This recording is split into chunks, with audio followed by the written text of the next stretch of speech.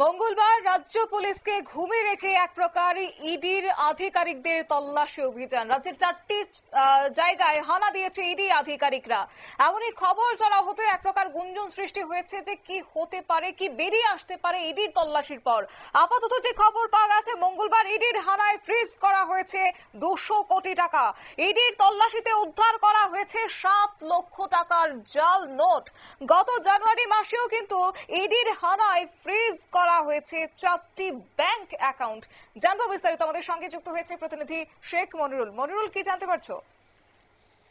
দেখো, এই যে গতকাল যে ইডির হানা হয়েছে, সেই ইডির হানার কিন্তু এটা প্রথম নয়। এটা গত জানুয়ারি মাসেও 5টি জায়গায় ইডির হানা দেয়। সেই সময়তে কিন্তু 5টি ব্যাংক অ্যাকাউন্ট কিন্তু ফ্রিজ করা হয়।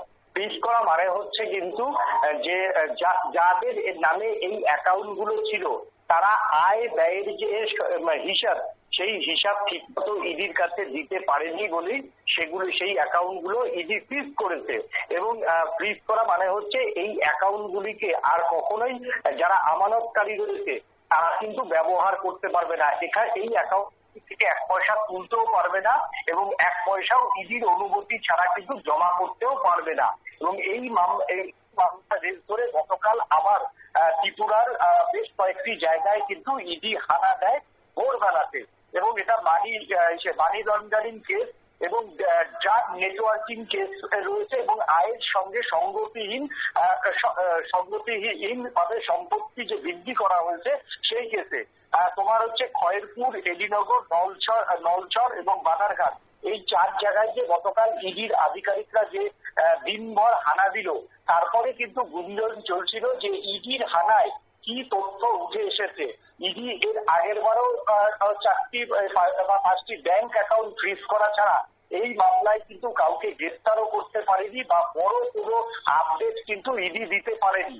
তারপর গতকালের এই তোমার হচ্ছে থানা, সেই খাতে এখনো পর্যন্ত যেটা জানা যাচ্ছে যে 7 লক্ষ টাকা অন ক্যাশ পাওয়া গেছে, যেই টাকার কোনো হিসেব যাদের বাড়ি থেকে, যে অভিযুক্তদের বাড়ি থেকে উদ্ধার করা হয়েছে, সেই অভিযুক্তরা কোনো কিছু হিসেব দিতে পারেনি বলেই খবর। কিন্তু ইডির যেটা হচ্ছে সিজার লিস্ট, সেই সিজার লিস্টে কিন্তু কোন অভিযুক্তর বাড়ি থেকে এই টাকাগুলি উদ্ধার করা হয়েছে সেটা কিন্তু এখনো কিছু পরিষ্কার করা হয়নি। অন্যদিকে যেটা বলা হচ্ছে যে 200 কোটি টাকা ফ্রিজ করা হয়েছে, সেই 200 কোটি টাকা ফ্রিজ করা হয়েছে সেইখানে সেটা ক্যাশ টাকা না ব্যাংক অ্যাকাউন্ট সেটারও কিন্তু স্পষ্ট কোনো এখনো কিছু বলা হয়নি। তবে যেটা ইডি সূত্রের খবর, এই যে 200 কোটি টাকা ফ্রিজ করা হয়েছে সেটাও কিন্তু ব্যাংক অ্যাকাউন্টের মাধ্যমেই ফ্রিজ করা হয়েছে। এবং ব্যাংক অ্যাকাউন্টের মাধ্যমে ফ্রিজ করা মানেই হচ্ছে সেখানে আয়ের সঙ্গে সঙ্গতিহীন সম্পত্তি বা আয়ের সঙ্গে তাদের ব্যাংক অ্যাকাউন্টের টাকার হিসেব অনেক বেশি এবং এই টাকার কিভাবে আয়ের উৎস তার কোনো হিসেব দিতে পারেনি বলেই কিন্তু অ্যাকাউন্ট গুলোকে ফ্রিজ করা হয়েছে, যার অ্যামাউন্ট প্রায় 200 কোটি। এবং এই ফ্রিজ করা মানেই কিন্তু হচ্ছে বাজেয়াপ্ত করা নয়। এটা হচ্ছে এই মামলাটা ইডির মামলা চলাকালীন যদি আদালতে আয় এবং ব্যয়ের সঙ্গে হিসেব দিতে পারে, তাহলে কিন্তু আবার যাদের এই অ্যাকাউন্ট ফ্রিজ করা হয়েছে সেই টাকাগুলো কিন্তু উদ্ধার করা হবে। তবে ইডির এই যে মামলা, সেই মামলায় মানি লন্ডারিং কেস থাকলে এত আয়ের সঙ্গে সঙ্গতিহীন যদি সম্পত্তি থাকে, তাহলে কিন্তু তাদেরকে হেফাজতে নেওয়ার কথা। কিন্তু কি কারণে এখনো পর্যন্ত এই মামলায় ইডি কাউকে হেফাজতে নেয়নি সে বিষয়েও কিন্তু ইডির পক্ষ থেকে কিছু বলা হয়নি। এবার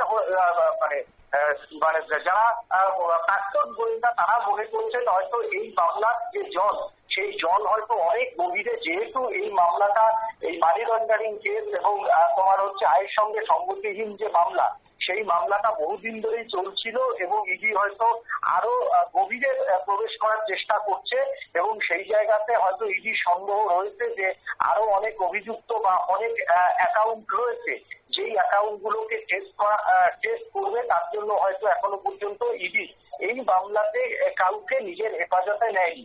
তবে এই যে উদ্ধার হওয়া বা ফ্রিজের অ্যামাউন্ট দেখেই কিন্তু মানি লন্ডারিং যে কেস, সেই মানি লন্ডারিং কেস থেকে কিন্তু স্পষ্ট যে এর শিকড় কিন্তু অনেক গভীরে। এর আগেও আমরা দেখেছিলাম যে ইডি কিন্তু এ রাজ্যে বেশ কয়েকজন ড্রাগ ট্রাক মাফিয়া তার বাড়িতে কিন্তু হানা দিয়েছিল। সেই মামলাতেও কিন্তু এখনো পর্যন্ত কাউকে নিজেদের হেফাজতে নিয়ে জিজ্ঞাসাবাদ করেনি। সেই সময়তেও কিন্তু ইডি প্রত্যেকের বাড়িতে তোমার হচ্ছে তল্লাশি চালায়। তল্লাশি চালানোর পরে তাদেরকে কিন্তু কাউকে গ্রেফতার করেনি। তাহলে এই মামলার গতির প্রকৃতি কি? এই মামলার মানে শেষ কবে? এই মামলার কি আদৌ কোর্টে চার্জশিট পেশ হবে? এই প্রশ্নগুলো কিন্তু উল্লেখ হচ্ছে এবং এই মামলাতে অভিযুক্তই বা কারা কারা সেটাও কিন্তু এখনো পর্যন্ত ইডি কিন্তু কিছু জানায়নি। শতাব্দী, ধন্যবাদ। আপনারা শুনলেন, অর্থাৎ মঙ্গলবার ইডির হানাতে 200 কোটি টাকা ফ্রিজ করা হয়েছে। তবে এখনো পর্যন্ত কার অ্যাকাউন্ট থেকে কিংবা কার ঝুলি থেকে এত পরিমাণ অঙ্কের টাকা বেরিয়েছে তা কিন্তু এখনো স্পষ্ট নয়। এবং তবে কি সেক্ষেত্রে ইডির নজরদারিতে রয়েছে আরো বেশ কয়েকজন ব্যক্তি, এই নিয়ে কিন্তু নানা প্রশ্ন এবার মাথা তারা দিচ্ছে। তবে যাই হোক, আপাতত সময়ের অপেক্ষা এবং পরবর্তী আপডেটও অবশ্যই আমরা তুলে ধরার চেষ্টা করবো। আপাতত নিয়ে নিচ্ছি ছোট্ট একটি বিজ্ঞাপন বিরতি, সঙ্গে থাকুন।